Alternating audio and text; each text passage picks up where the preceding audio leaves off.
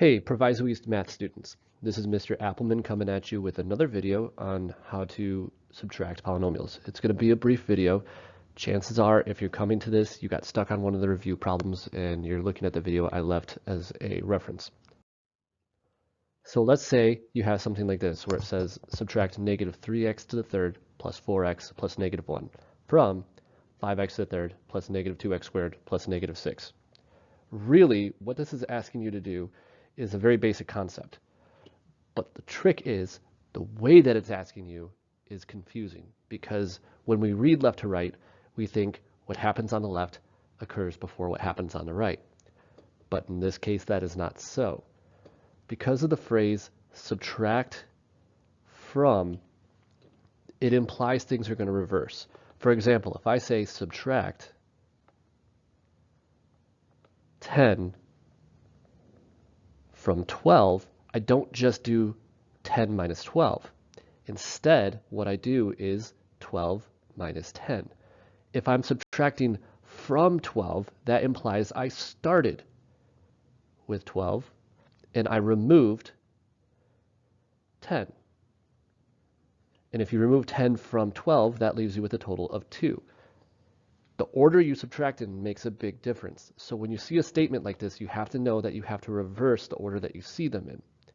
In other words, I'm going to start with 5x to the third plus negative 2x squared plus negative 6.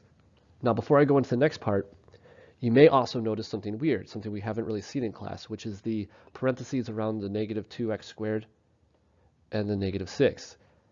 It's just another way to express that you have a negative term and there's addition occurring between those two things. You may or may not see that, just be aware.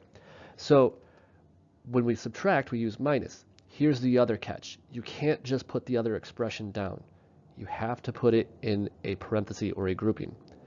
If you don't, it will not come out correct. So I have to write the whole group inside of a whole other set of parentheses. Now that I'm here, it comes down to just a basic format of distributing the negative into all three terms there, leaving this as 5x to the third plus negative 2x squared plus negative 6. A negative times a negative makes it a positive 3x to the third, and a positive is added. A negative times a positive makes it a negative, and a negative is subtracted. And then finally, a negative times a positive gives us a negative again, but we have a minus 1. All right. Now at this point, there's a couple of things you could do depending on how you approach it. Let's just start combining like terms. I've got 5x to the third. That can combine with 3x to the third, and they're both positive, so that makes 8x to the third.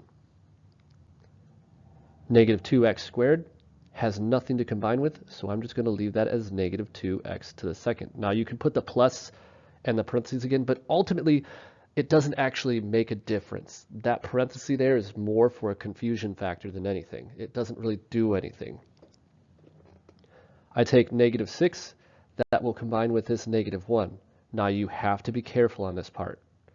I'm taking negative 6 minus negative 1, which actually makes negative 5. And then finally, that leaves me with 4x, kind of on its lonesome. And it's not plus. I don't know why I put that there. It should be minus 4x. At this point, you've technically correctly combined like terms. The only thing you need to do is put it in descending order, or highest degree, meaning largest exponent, down to lowest degree, smallest exponent. And there we have it. If you have any questions or comments, feel free to leave them below or email me, and I will catch you later.